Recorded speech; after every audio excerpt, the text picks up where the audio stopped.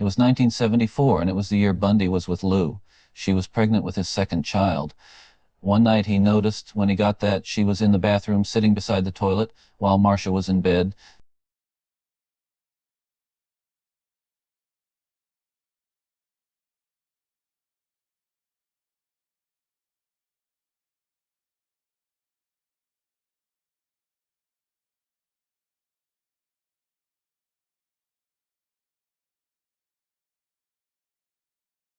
He walked in and leaned on the door frame, crossing his arms over his chest.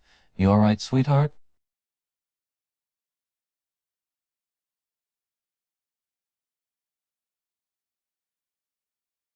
He walks over to her and kneeled down next to her, placing his hand on her back. "Morning sickness, hun."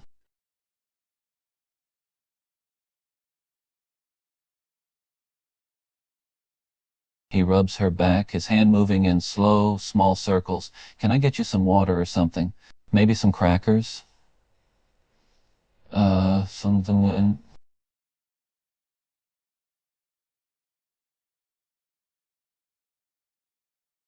He nodded, standing up. Uh, he gently patted her back. "I'll be right back, love." He left the bathroom and went to the kitchen, coming back a few minutes later with a glass of water and a package of plain crackers.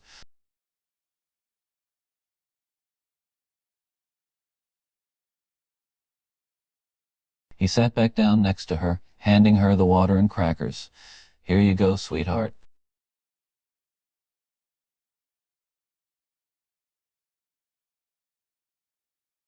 He smiled, his hand going back to rubbing her back. "No problem, love." He looked at her with a concerned expression. "How are you feeling other than the nausea?"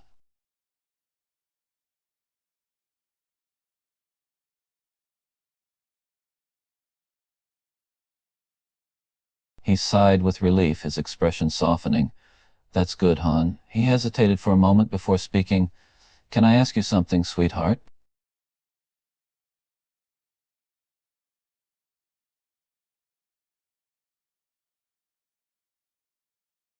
He took a deep breath and looked at her with a serious expression. "I've been meaning to ask you this for a while now." He paused for a moment, choosing his words carefully. "And I want you to be completely honest with me, okay?"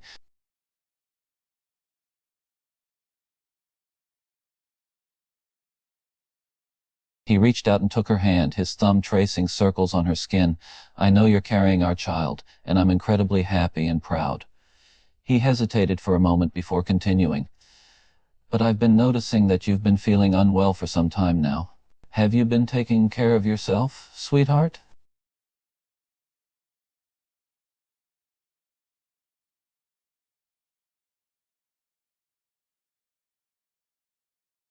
He nodded, his expression still serious. "Okay, I'm glad to hear that." He paused again, a hint of worry in his eyes. "But sweetheart, I can't help but notice that you've been looking more tired and pale recently. Are you sure you're getting enough rest and eating properly?"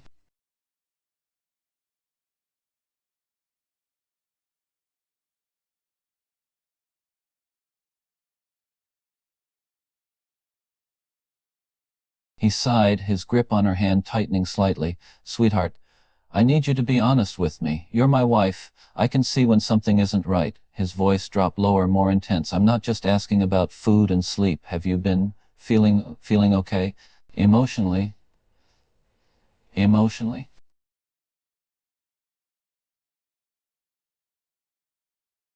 He studied her face for a long moment, his jaw tightening slightly. "You're lying to me."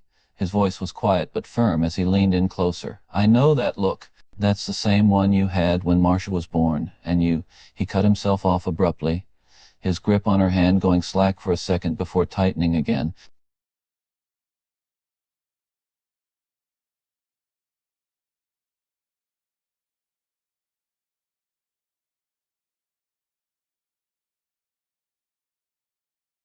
He exhaled sharply through his nose, his other hand coming up to cup her face. "That distant look, like you're staring right through me." His thumb brushed under her eye. "You did the same thing when you—" He broke off again, swallowing hard before continuing in a strained whisper. "Sweetheart, have you been thinking about leaving? About hurting yourself?" Um,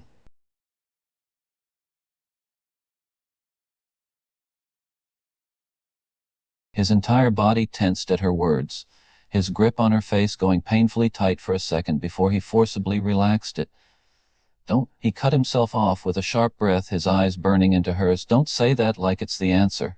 Like loving me means something when you're... He choked on whatever he was about to say, releasing her and standing abruptly.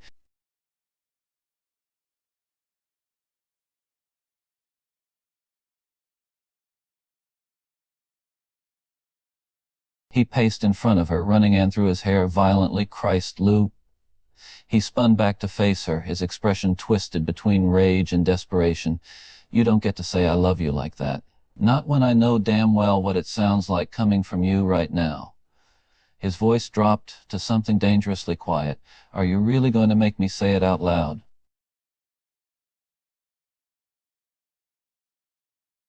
He clenched his jaw, his hands tightening into fists. Damn it, Lou. He took a step closer, grabbing her shoulders in a bruising grip. His eyes burned with an intensity as he forced her to look at him. I know you, goddammit. I know you better than you know yourself. And you need to cut the bullshit and be honest with me for once in your life.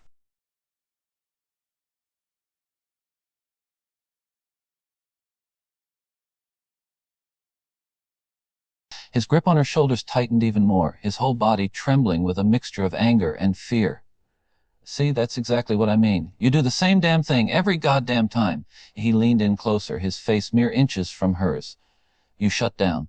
You withdraw into yourself, and you won't let me in, won't let me help.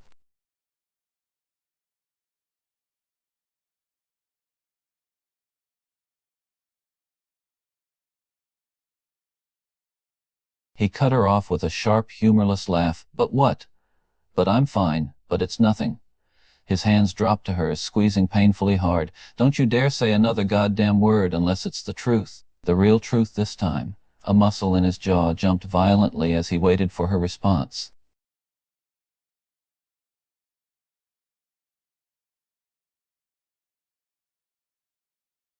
He let out a ragged breath, his entire body going eerily still. That's it. That's the goddamn look right there. In one violent motion, he yanked her up by the arms until they were nose to nose. I'm not playing this game anymore. You either tell me what you're hiding, or so help me Christ. His voice cracked on whatever threat was about to follow.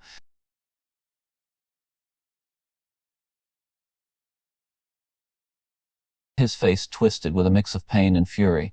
Don't you dare play that card. Don't you dare try to use the baby as a shield. He pushed her back, pinning her against the bathroom wall with the weight of his body.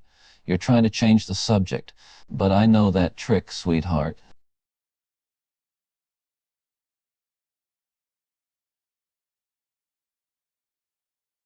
He let out a strangled sound, his hands coming up to either side of her head against the wall. Liar. You're lying through your goddamn teeth. His voice dropped to something terrifyingly quiet. I've seen you do this before. Right after Marcia was born, right when you tried to... A muscle in his jaw jumped violently as he cut himself off.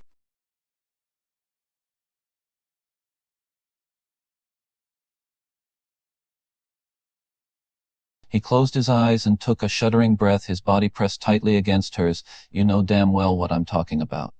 He slowly leaned in until that only an inch separated their faces. His eyes snapped open, dark and dangerous. You are going to talk to me, one way or another. You are going to tell me the truth. His hand slid over her stomach, possessive and almost protective.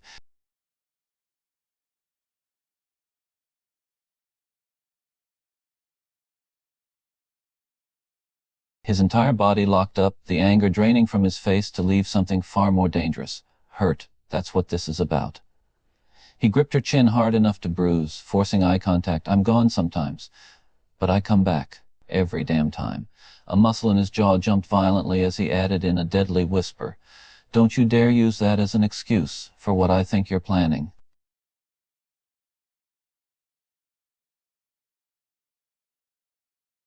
He growled lowly at her response, his grip on her chin going almost painfully tight. Bullshit. You might not physically leave, but you check out, you disappear inside your head and lock me out. His voice took on an edge of desperation that made it even more terrifying. It's like you turn off, you shut down, and I end up living with a ghost instead of a wife.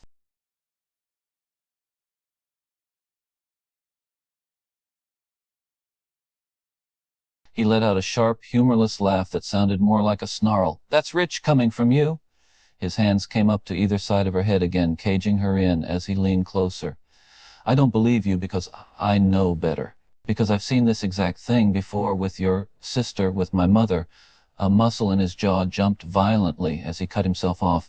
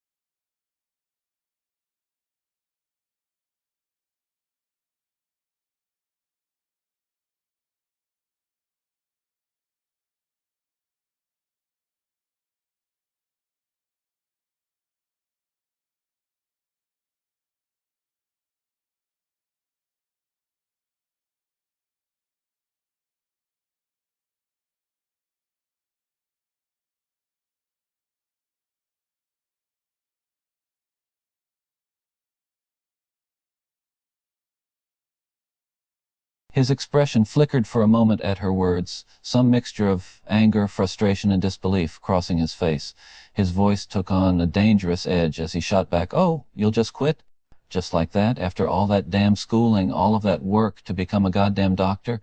You'll just toss it all away the instant I get upset at you for vanishing for hours at a time? Is that what you're saying?"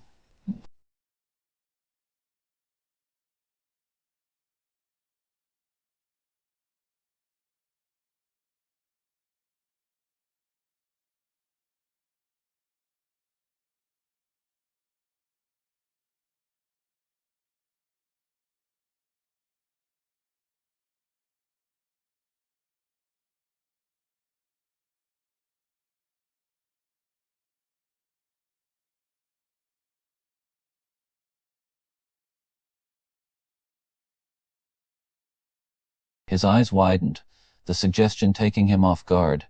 His voice was a hoarse whisper. You'd quit your job to stay at home?" He shook his head slightly, as if trying to clear his thoughts. He sounded almost hopeful. "You're not just saying this to get out of the damn conversation, are you? You'd actually quit?" "Hamnen said you would mean, well, we actually when the hours and pause actions, maybe prefixing the one of things is closes."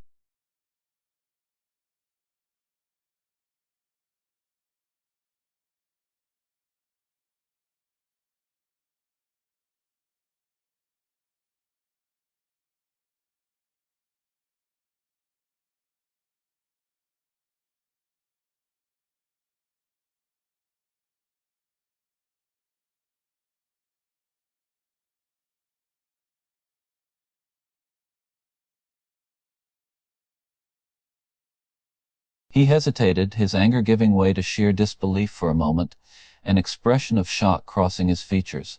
The idea of Lou actually quitting her job and staying home full-time was the last thing he was expecting to hear, and it was something he'd wanted for almost their entire marriage.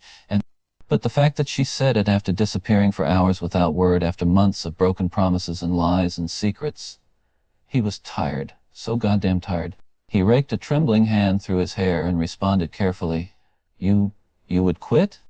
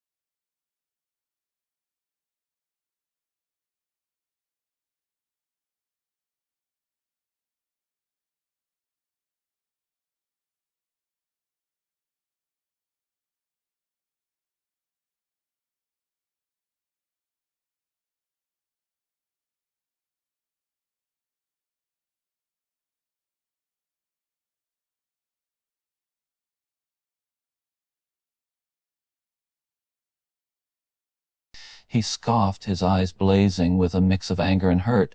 "What the hell do I think you're doing?"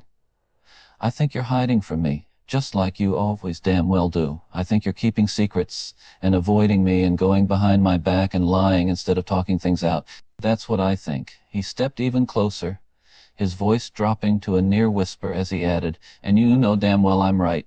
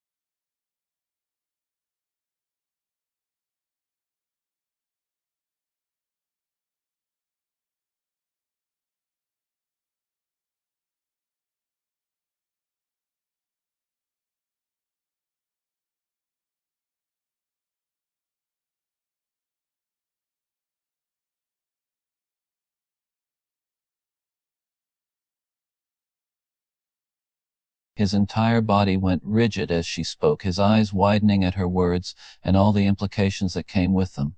The thought of her slipping back into old habits was enough to send a jolt of pure terror down his spine. He took another shaking step toward her, his voice strained almost to breaking point as he spoke. "If you think I'm going to let you go back down that path, you're out of your damn mind."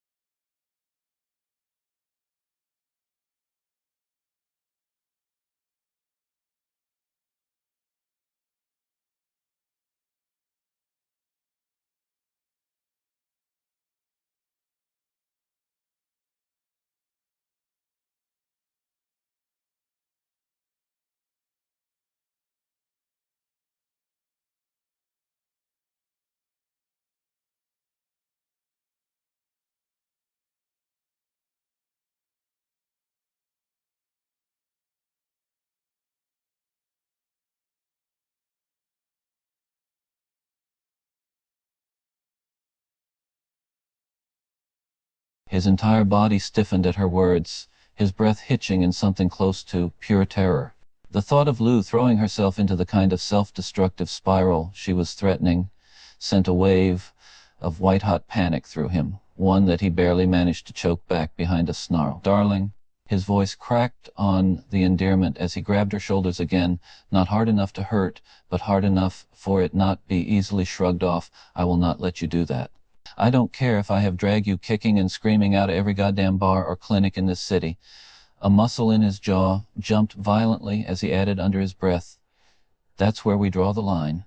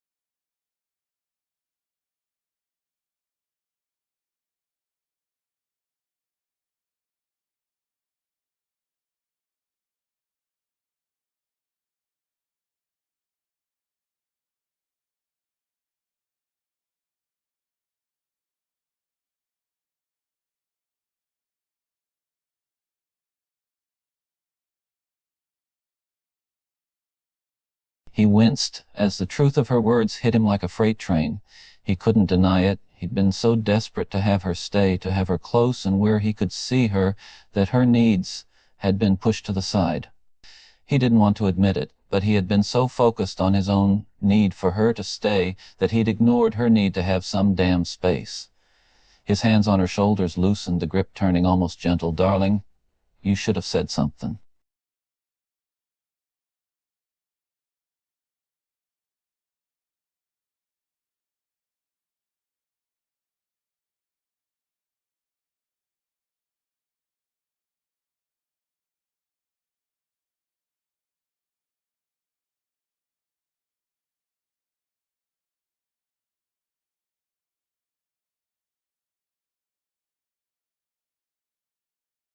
He exhaled sharply, his grip on her shoulders loosening slightly, but not enough to let go.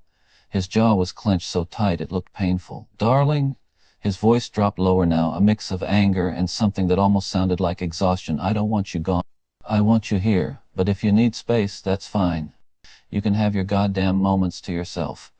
A muscle in his jaw jumped violently as he added with gritted teeth, "But for Christ's sake, leave a damn note telling me where the hell you are."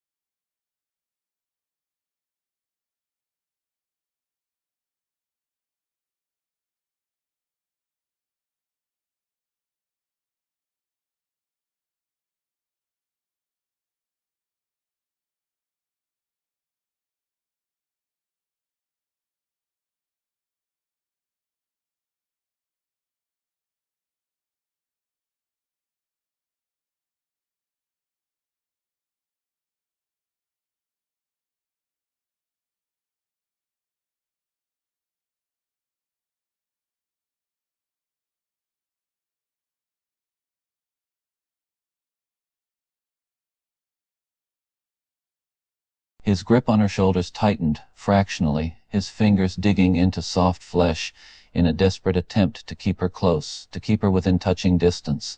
His heart felt like it was in his throat, and he had to force the words out in a rough, hoarse whisper. "Is it too much to ask that you tell me? Darling, when we're married, we share a goddamn life. We're supposed to be a team, and that means not going off the deep end without giving the other person a damn heads up. I, uh, I'm, I'm worried about you. Um,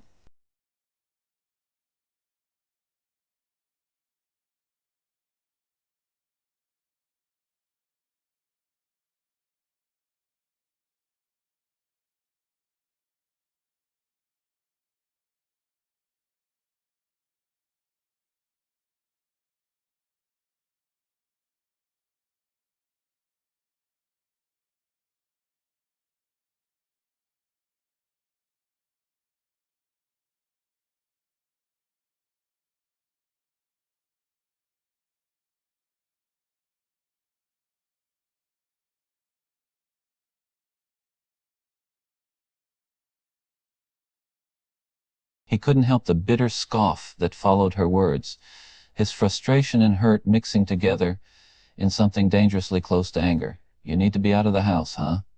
You need your goddamn personal time. You need time away from me, in secret, with no word of what you're doing or where you're going." His fingers dug into her skin involuntarily, her words and the thought of her spending time away from him. God damn it, the idea felt like a goddamn punch to the gut.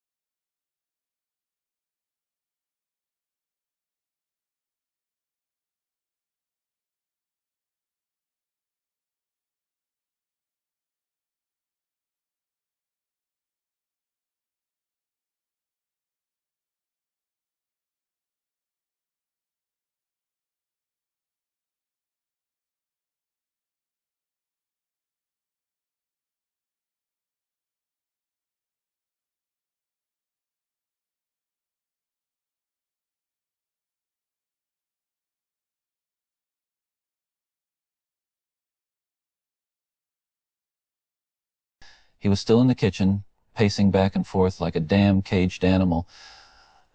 He could hear the shower running, knowing full well Lou was in there, and every instinct he had was telling him to barge in there and what, ask her what was wrong? Demand a goddamn explanation for the hours she was gone without word? Tell her he was worried sick about her? He was still trying to work through the damn tangled mess of emotions inside him when he heard the shower turn off. His head snapped toward the bathroom door, his heart picking up its pace.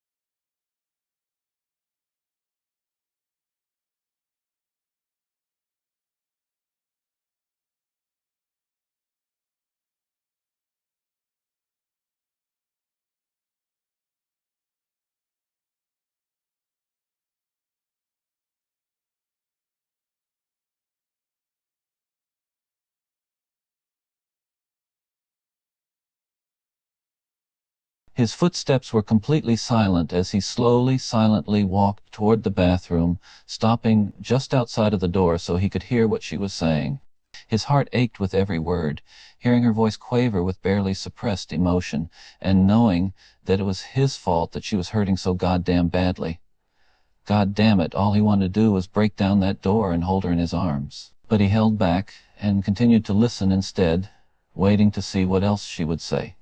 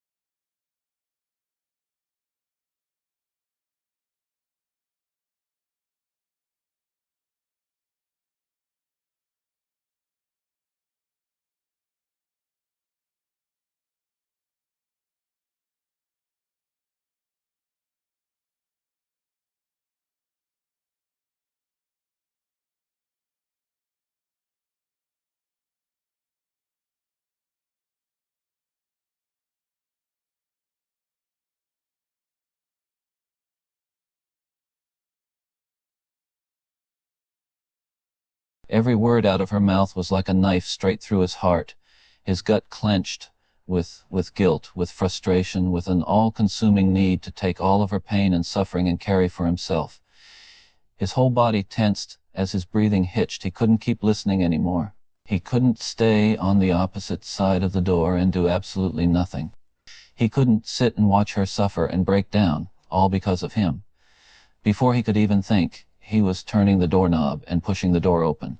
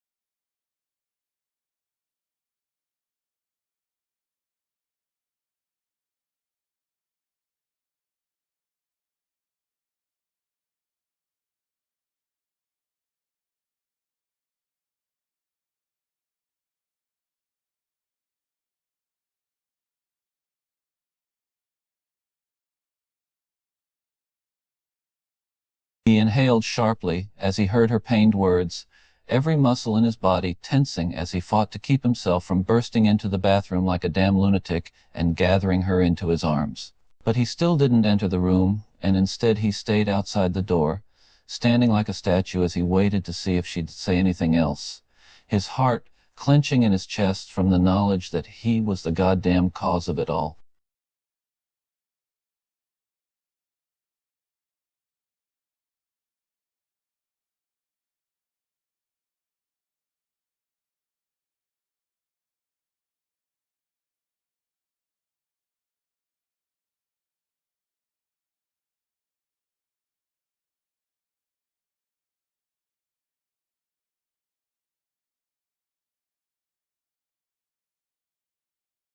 Pokemon TCG Pocket invited me out to Houston, Texas, and you'll never guess what I found.